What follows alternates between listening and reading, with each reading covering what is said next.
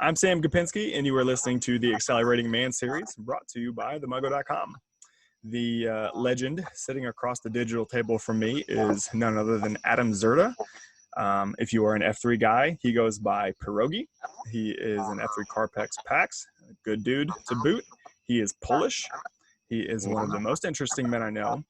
And right now, he currently resembles Casimir Pulaski. And if you don't know who that is, it's the Civil War general of the cavalry. So, Adam, how you doing, brother? I am doing fantastic. How are you, Sam? I'm doing quite all right. Or should I go by Callahan? What do you prefer? I mean, this whole Muggo. Yeah, we're kind of crossing streams a little bit. Yeah. It's not, it feels unnatural because I think probably 75% of the people who read the Muggo are F3 people. But yep, we got to expand that. Yeah, there's a couple people that don't know me by that name. So all right. I did realize about a year ago that if I ever got arrested, I mean, just hypothetically speaking, not that I would, but if I did, I could potentially go by Callahan, and that could be an alias. And that made me more happy than I thought it would, That somebody would actually buy it, that you could pull that off and just attach to the lie detector. Precisely. That's just me, bro. That's who I am. That's what it is. Like Cher. Name's Callahan. Callie. Sorry, bro. Last name? Nope. Ain't got one of That's them. Yeah, you could do it. Be like Kelly. Matt Kelly. That's my last name. First and last name. Yeah, I don't think so. There's only one and only, thank God, of the Santan. All right, so you know the drill. You've listened to a couple of these. You kind of know what's going on. So the idea for if those of you who are listening or watching, this is the first time you've seen one of these, the idea here is to talk to some people who are accelerating in some form or fashion in their life. I thought about Adam specifically because he just finished up a pretty epic trip with his family. And I think that is a part of life that we should focus on and spend some time talking about. So I'll just get right into that first question, Adam. So I kind of gave it away. Sorry about that. That's all right. But the first question, if I can scroll to it, is what area of your life are you currently focused on acceleration? Yeah, so over the last 6 months, I think COVID has definitely driven this point home. There's a lot more that we could all be doing with our families. Early on, me and I know a bunch of you guys listening, all just came to realize how much more time we're spending with family and how blessed we are as a result. But at the same time, there's a tendency after the first several months of just kind of getting into our rut. It's fantastic that we were having every dinner together as a family, but got to spice it up. One of the guys here in Carpex had this fantastic idea of doing something romantic every month, trying to mix it up a little bit, with the M. I thought it would be something that we should be doing with the family as well. And with us this year, our epic trip this year was supposed to have been Alaska, something that we had planned for about 18 months. We're going to be on a cruise ship with my family, my extended family, and of course our kids, my parents, my sister, and my brother. The little virus kind of put a kibosh on that. And so for a month or so, we were kind of in the dumps on that. And my wife and I were talking about, what else should we do? And came up with this crazy idea that I'm sure you're going to ask me about, to go see other parts of the country that we haven't seen. And why not do it now? I mean, we got a whole lot of time. And so we made the most of it. Very good. So it's interesting you say Alaska was kind of this big trip you were doing. So my wife and I celebrated our 10-year wedding anniversary actually back in January, but we were going to do an Alaskan cruise this summer. Naturally, that didn't happen. So we went to Virginia instead. And I'll just tell you, Virginia, not quite Alaska. Not the same. Yeah. So still for lovers though, right? I mean, we did our part. I'll just say that. I'll leave it at that. The rating on this thing just went up a little bit. Perfect. So let's back up a little bit. So tell me about kind of your typical, what was your normal work situation before, the kind of pre-COVID, and then what was it once COVID hit? I'm a frequent flyer, and for the last couple of years, I get an email from Delta at the end of the year, and they would say, "Hey, you're in the top, 7% of miles traveled out of Raleigh-Durham Airport." Dang. And travel a lot. Spent a lot of time overseas. Spent a lot of time just working with just people of all different walks of life. It's a really interesting job. Get to speak with and meet tons of interesting people. Haven't done any of that since February. My last trip, towards the end of February, I was supposed to be on a 2-week trip that included England, Thailand, and Switzerland on this kind of weird, bizarre triangle of a trip. My wife was going to join me to talk about doing something romantic. I made it as far as England, turned around, and haven't left since. So things have been fairly topsy-turvy. But like I said, the upside of it is that my family's seen more of me in the last 6 months than they ever have. I think that's true of everybody. I mean, if you really think about it, and we've probably spent more time with our wives over the last 6 months than we did when we were dating. Right. It's right. Even after, marriage, right? School or work or something would take us apart. I mean, my wife has been in the next room pretty much every single day. Our kids have been in one room or another in the house every single day. It's been, I think we're going to look back on it and think of this time as really precious. Yeah, I totally agree. Long, meandering answer, but yeah. No, I totally agree. I mean, my kids are 4 and almost 2. And we were just remarking, at the very beginning of this year, January, February timeframe, like, couldn't believe that our daughter was 18 months, and it felt like we've barely even known her, and it's like the time passes by so quickly. She's grown up before our very eyes, and we never stopped to kind of savor that time. Come COVID, all of a sudden it's like that's all you have, like, Right. So I'm doing lunches with the kids every single day, and there's no commute time, so I'm home at 5 o'clock. It's definitely presented an opportunity to spend more time with the kids, so that's awesome. So let's talk about, you were kind of forced into spending more time with your family, which is a good thing, of course, but so that kind of takes out my next question, which is typically, what sort of failure led you to change the way that you were doing things? This was more so something that was kind of foisted upon you. So let's I will say, go ahead. And I think some of the guys here in Carpex have heard me pray about this in different settings. When I was gone as much as I was, and there's been periods over the last couple of years when I was gone pretty much, 2.5, 3 weeks out of a month. Right. And for me, it was always important to be back over weekends. So I would bend over backwards, red-eye flights and whatever, but I almost never left over weekends. But over the last little while, there were a couple of weekends that I missed that just didn't make sense to travel back from wherever I was. And that was hard. That was really hard. That was starting to really wear. And it did start to feel like a fail, right? Am I prioritizing the job and the expectations of work over spending time with the family? So while, I get what you're saying in terms of like this particular moment in time, but it was not, I'd hate to suggest that God sent down this pandemic on us just to, help me out, but you got to look at it through that lens. Like, well, this happened, and it happened for a reason. Let's try to do something wonderful with it. Exactly, and I think there's probably 150 men who are going to hear this and raise their hand and say, "Yeah, me too." Like, trying to balance that kind of that, I don't know, just thing between, do I spend time with family or do I focus on my career? And a lot of guys can look at that and say, I'm focusing on my career for my family.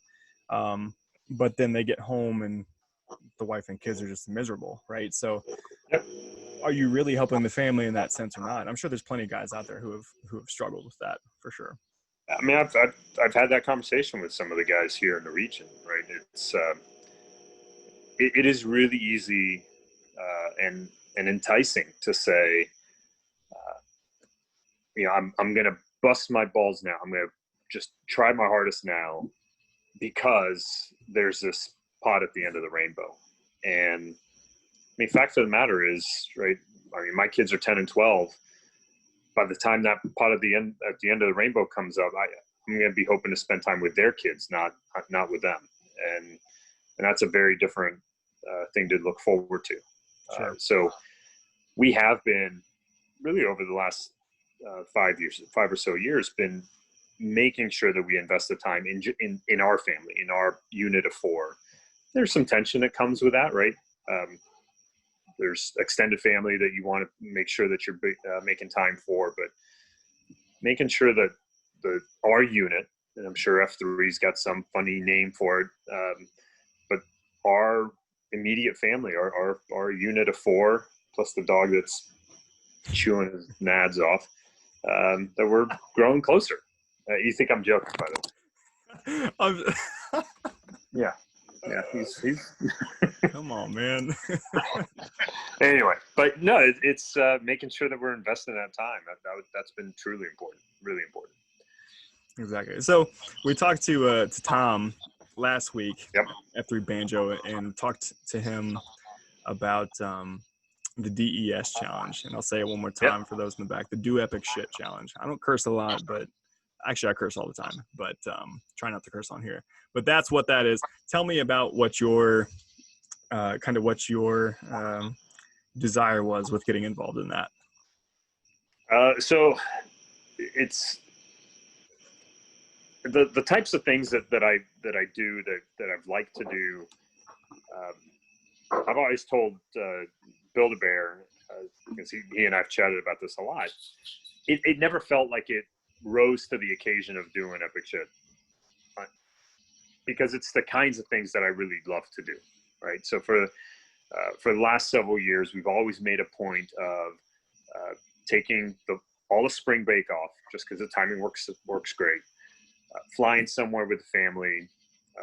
We've rented an RV a couple of years. Last year, we just rented a car and spent a week along the southern part of Utah. But just see as much of this country as we can. And a lot of it is motivated by seeing national parks, which are just amazing. Right? It's a gift here that we have in America that truly countries and continents around the world just try to emulate. And it's something I encourage everybody to spend a little bit of time exploring. But it's something that we've always done. We've done it year in, year out.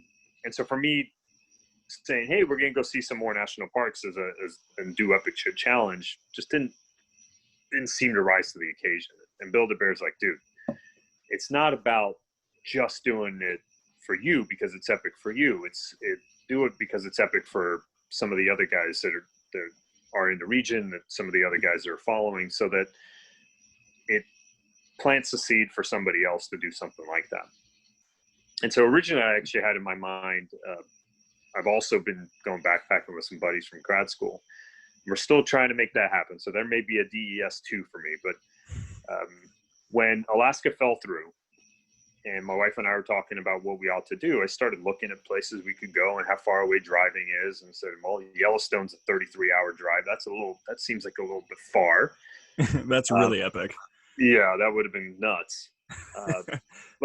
But hey, there's this national park. It's the least visited national park in the country. It's an island in Lake Superior.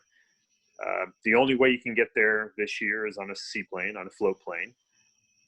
Let's do that, right? I mean, when else are we going to decide to go up to the Upper Peninsula, right? It's not at the top of anybody's, like, let's go travel out there list. But when everybody's trying to social distance, it just made a ton of sense. So looked at it, distances worked out. We already had 2 weeks planned for Alaska, so work-wise, It wasn't going to be a big surprise. It just added a couple of extra days of vacation, and said, look, here's where we're going to stop. And over the course of literally 2 weeks, we pulled this together. Really, the biggest thing that I was worried about was whether or not the national park up in Lake Superior, Isle Royale, was going to let us on. They were closed up until the very end of July or end of June, excuse me, and made a decision to open right about the time that we were trying to finalize things up. But awesome time. 3,000 plus miles in the car. Just, the four of us in a Subaru with all of our stuff in the back. We spent 3 nights in hotels, and everything else was in a tent. And so let's talk about that more specifically. Like, give me sure. the roadmap. Like, how did you? Because you stopped in a place that's very near and dear to my heart toward the end of your trip, I believe. So Yeah. I definitely need to get to that. But yeah, kind of give me like the roadmap. Where did you guys all go? So just to keep it brief, we live in Research Triangle Park, North Carolina. So day one, we drove up through Virginia, West Virginia, and Ohio. Visited Ohio University, where my wife went to college. Where our man Sub, who's now down in Charleston, where he went to college as well. Go Bobcats! Hey. Yeah, that's right. So we visited there, had lunch there, and then spent the night up in outside of Cleveland. For those of you guys from that area, we ate at Swenson's Drive-In. Fantastic little drive-in place. Makes Sonic look like just disaster zone. like the crap that it is. Like Sonic, yeah. And spent a couple of days in Ohio. Went to Cedar Point, went to Cuyahoga Valley National Park, and spent a little bit of time on Lake Erie, which was great. And then drove up through, the mid of Michigan as quickly as we could, and made it up to the UP. I've never been to the UP. All I knew about it was one of my friends from graduate school. She went to Michigan Tech, which is about as remote as you could get. Learned why Michigan Tech exists where it does, but that's a different story. But she raved about it, loved it, and was always telling me how far away from everything it is, how remote it is, and believe me, it's out there, right? These people just love their solitude, and for good reason. It's gorgeous up there. So we spent about 3 days crossing the UP. Had a couple of adventures. Saw the locks in Sault Ste. Marie. Saw the shore of Lake Erie, or Lake Superior, which is just immense. It just mind-boggling how big a lake that is. Really awesome place. And then the peak of the trip was a 4-day backpacking trek on Isle Royale National Park. It was an island about the size of Manhattan. 150 or so people, according to the ranger, 2,000 moose, 15 wolves, and that's it. Did y'all see any wolves or hear any? We did not see wolves. So an interesting thing about Isle Royale that I learned, the least visited national park in the system, the most revisited park. So people who go to Isle Royale love going to Isle Royale, and I believe I get it. I'd happy to go back. It's also one of the places that people go the longest. So, Zion, Yellowstone, average visits like half a day. Right. Check the box kind of things, which is sad. Isle Royale average visits 4.5 days because it's just a backpacker's paradise. But I bring that up because people go for years, for decades, never see a wolf. We didn't see one. We did see some moose, which was fantastic. It was exciting for the kids. But yeah, fantastic trip. For the 10-year-old, the 12-year-old, 10-year-old's first backpacking trip, 12-year-old's first real, like kind of big one. Stretched them, stretched me, stretched my wife. It was great. Yeah, tell me about that. How'd that go? Well, so we did modify a little bit, but the idea was let's do something reasonable, something that we can do. We're not going to backpack more than 6 or 7 miles every day, right? So from point to point, got all of our stuff on our back, our tent, sleeping bag, food. Luckily, there's water everywhere, and I've got filters and I do a fair amount of backpacking, so gear's not an issue. But the nice thing is that you don't have to carry a ton of water. Water weighs a lot. So about 15, 20 pounds for the youngest, about 25, 30 for both my wife and my son, and then I had the rest. And well, don't be modest. What was that number? 60, 40, 50? Even they don't know, so that one I'm gonna keep to myself. All right. 22. Yeah. 38. It was a fair amount. But just trying to make it easier on everybody, but we hiked from one campsite to the next. Exciting times. Kids are eating blueberries and thimbleberries along the way. It was just great. Kids are enjoying it. We made it to the first campsite. Realized that the next day's trip was a little ambitious. It was going to be up and over a hill, so we modified it a little bit. Still moved to a new campsite, so we saw something different. But got to sleep in a little bit. Made some of the family a little bit happier, and made sure that we got done what we needed to get done. So, kids, we all jumped into Lake Superior in our skivvies and enjoyed the 50-degree water on a hot day. Yeah, that's rough. Just fantastic memories, man. Just great. So, have you ever been on a seaplane before? Nope, never been. Did it scare you to death? I was excited. I will tell you, I turned around, I took a photo of my wife and kids who were all behind me. I was sitting next to the pilot, and I won't name names. I won't say who it was, but one of the folks in the family, wife, eyeballs like this. I mean, she was nervous, because you just start off on a river, and we start kind of chugging along upstream of this river. And I'm asking the pilot, like, where are we going? Oh, we got to back it up enough so that we clear that bridge that you guys went over. And, there's this massive bridge in the town of Houghton. And sure enough, he takes off. And then as soon as we're airborne, he's trying to climb as quickly as possible. And this is no F-15, right? This is, it's taking some time. But yeah, we climbed over this bridge, and then he's like, all right, as long as we can do that, the rest is gravy. And I turned around and big old eyeballs on everybody. So, first time. It was cool. That's awesome, man. So tell me about your trip back. Where'd you stop? What was the highlight of the trip on the way home? Well, obviously it was Purdue. Yes, sir. Yeah. So yeah, funny story about Purdue. We're driving through. My wife and I met in Indiana. We had no intention of spending more time in Indiana than we needed to. Indiana's God bless you, but there's just no need. I would agree. I would agree with that. So we were trying to make it down to Mammoth Cave National Park in Kentucky as quickly as we could. But Purdue was going to be about lunchtime. And so we said, hey, let's go in there. Both my wife and I had been there before. Let's go stop at lunch at Harry's, right? Harry's Chocolate Shop. It's an institution. Not exactly the best of places, but not a chocolate shop.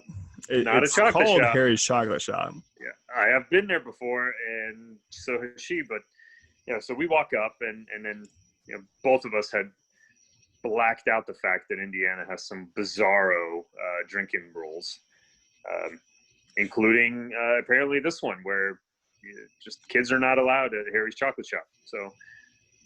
We got rejected on the one and only place that we wanted to stop in Purdue. We walked around the campus. We found a couple geocaches on campus. That's one of my little nerdy habits. And got the hell out of Dodge. Ended up, I don't even remember where we had lunch. I was going to ask, yeah. I couldn't tell you. We thought about stopping in Indianapolis at the Brickyard. We didn't. We actually had our best dinner that day, though.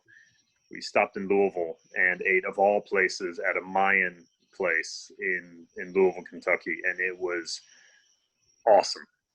So if we've got F3 Nation in Louisville, which I think we do. Yeah. Oh, yeah. F3 Louisville. The Mayan Cafe in Louisville is fantastic.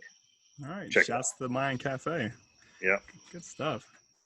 All right. So you did this trip. It was successful. It was a good time. Mhm. You guys bonded, or did you? Like, kind of tell me some of the fruits that came out of this. So positive things and negative things, right? Uh, so we spent 13 nights, 14 days together. Uh, by the end of the trip, we were having competitions of who could set up and take down their tents the fastest, right? My wife and I had one tent, the kids had another tent. Kids were quick, kids were fast. It helped that it never rained, so that we were taking down dry tents almost every night. But I'm not embarrassed to say we lost more than we won. Oh, all right. In the cars, we picked up a few things. We were trying to do a little bit of reading, a little bit of catching up on school. Started Chronicles of Narnia as a family reading thing, right? So just taking turns, everybody's reading a chapter. I'm actually doing that just before we chatted tonight. Playing as many of the car games as you can, right? The license plate challenge is still a thing. Yep. Undefeated. We hit 46. We found 46 license plates out of 51, so counting DC. Okay. Rhode Island, Hawaii, Alaska, Wyoming, and Idaho let us down. But, yeah. They'll always let you down. I know. Yeah. Rhode Island, I was a little surprised by. Yeah, maybe. So lots of positive things, just funny little stories that just crack us up. Our kids would set up a fort in the back. They'd have this blanket that they would hold up, and that was their alone time, right? And that's my wife and I would listen to Dolly Parton podcast on Stitcher, which is fantastic, quite interesting. But negative. Every single one of us had a meltdown, at least one. Sure. Mine was in Mammoth Cave towards the end of the trip. We went into Mammoth Cave and the family was kind of meh. Like, it's a cave. Like, it's not a cave. It's the biggest freaking cave in the world. It's Mammoth. Yeah, Mammoth. No, it was meh. And I admit now, my ego was bruised a little bit. They didn't want to do much less. There's towards the end, just wanted to get home, and I wanted to do more, and they didn't. And, I should have listened. Made a big deal out of it. Took a little walk and came back, apologized, and everything was good afterwards. But everybody had one day where they melted down, deservedly so. Yeah. I mean, I feel like if it's just one day for each person, you can live with it. That's all right. Yeah, and it wasn't even the full day. For the most part, it was, like in my case, it was a morning. With the kids, it was usually meal related, and but it never carried over, right? It wasn't the highlight of that day, right? It happened. We had a chat about it. We were all quite open about how everybody was feeling, and just moved on, enjoyed the rest of our day. Right.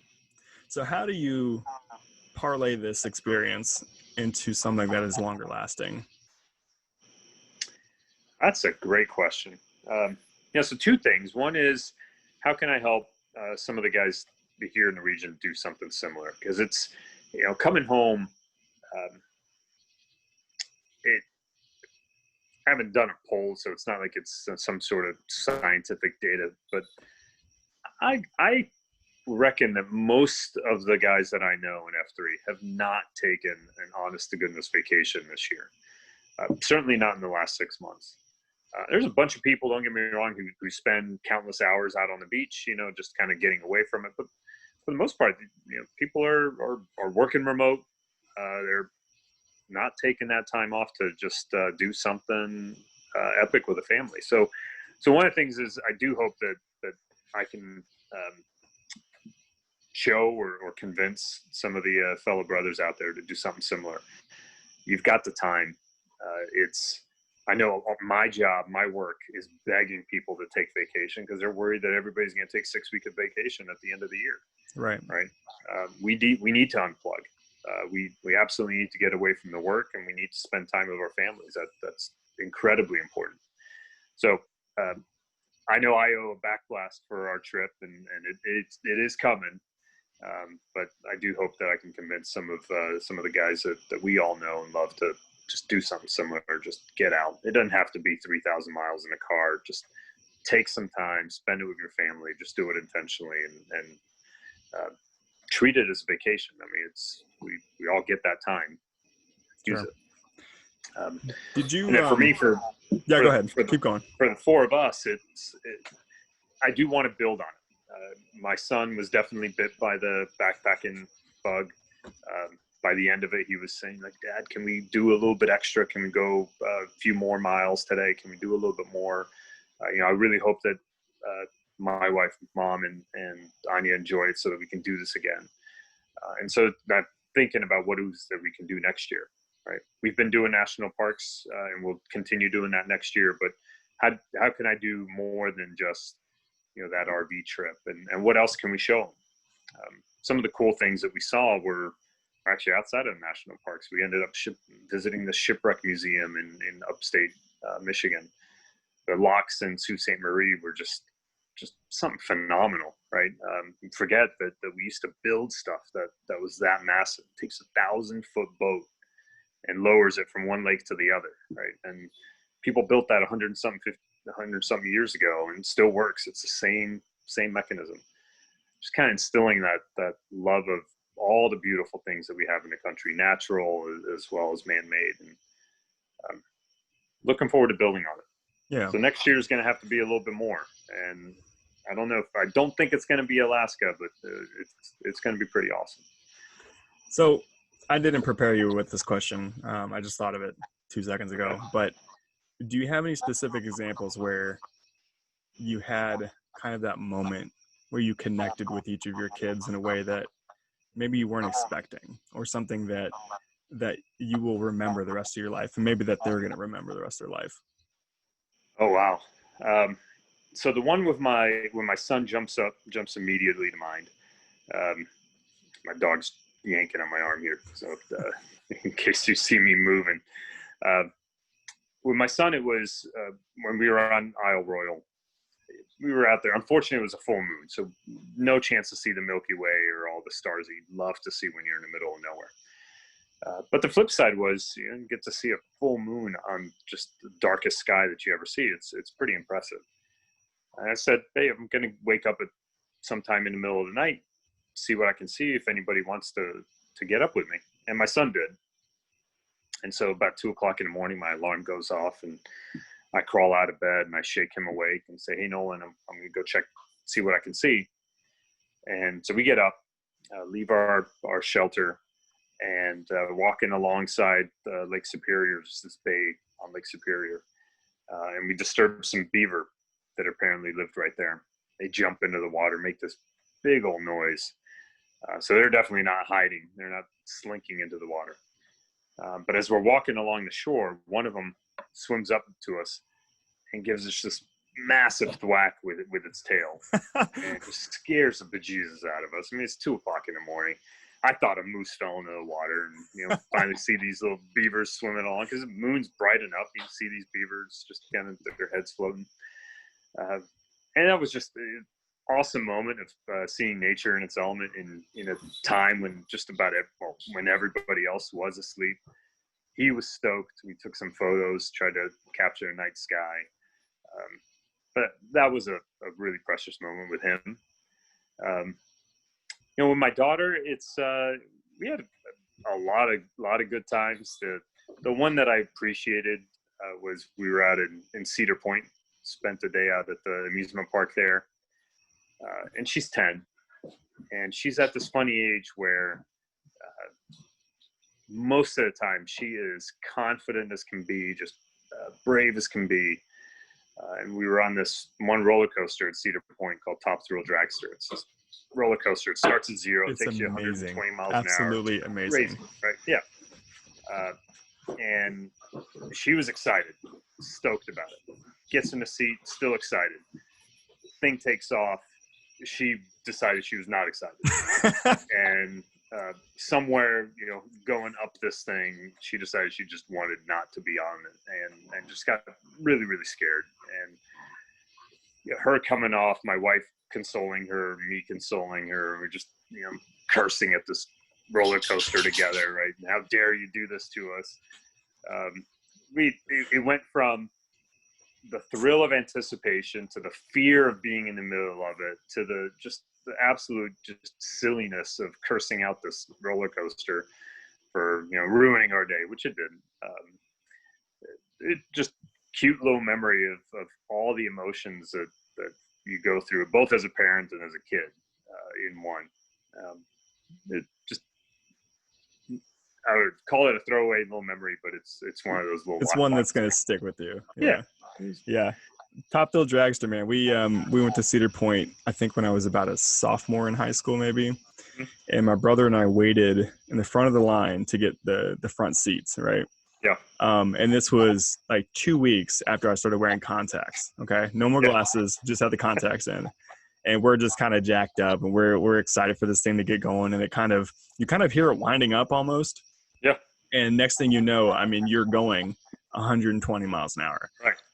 I didn't see any of it because both of my contacts went to the side of my face and like out of the center of my eye, and I had to close my eyes to keep them in my face.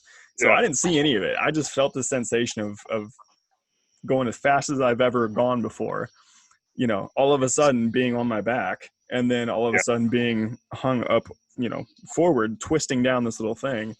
Yeah, that was one of the most terrifying things I've ever done in my life. Now, Callie, what car did you drive growing up in Indiana? So, oh man, there's a couple. So the first one, I remember the name of it. I used to call it the Endeavor because it had a muffler issue, and so it kind of sounded like a space shuttle.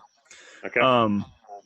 But it was a Chevy Cavalier, 1990, white, beautiful.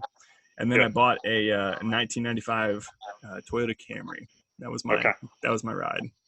All right, it's because I was going to call BS on I've never been faster than 120 miles an hour. But maybe you haven't. The Endeavor topped out about 82, I think. And then the Camry could get a little bit more than that, but never 120. Yeah. My first car was a LeBaron, and when it hit about 92 miles an hour, the whole thing was start to shake. My second car was a Geo Prism. And it went over 100, but mostly downhill.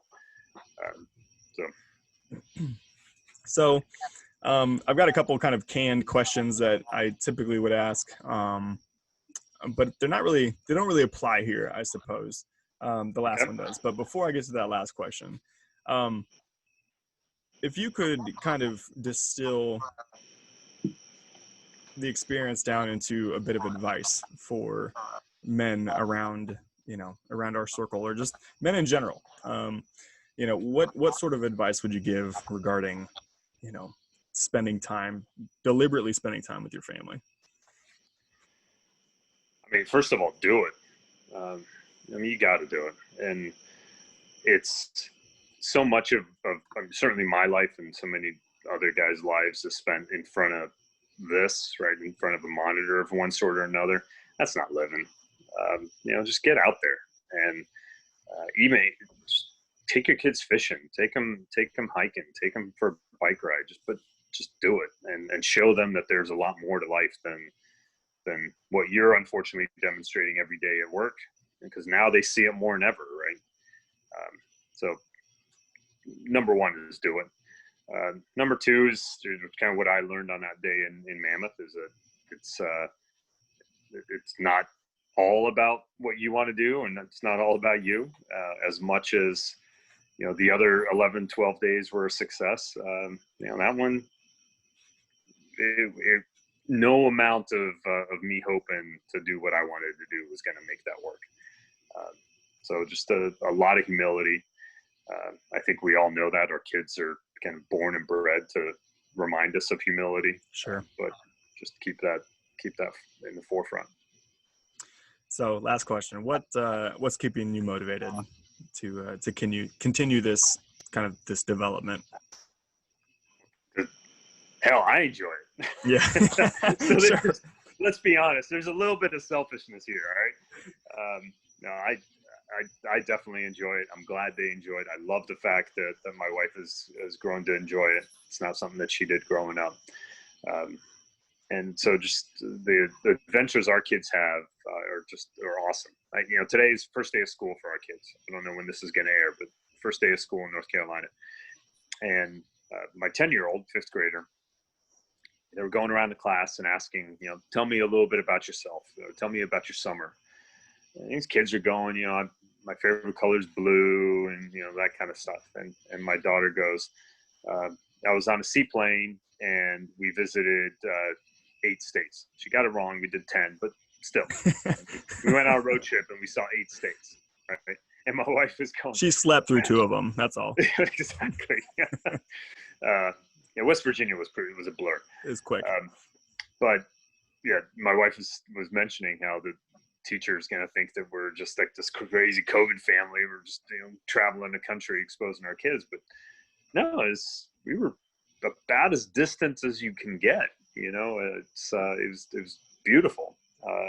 But having my daughter share that, right, that I visited 8 states over 2 weeks on a road trip, and I rode in a seaplane, that's worth the price of admission. Right. Awesome, brother. I appreciate it.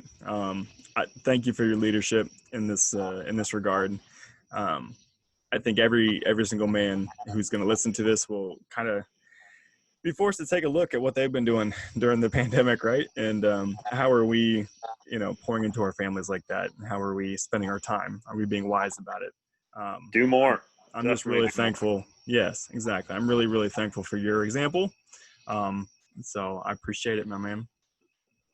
No problem. I appreciate it. And good luck editing this down to something that makes sense. Now we're running this whole thing.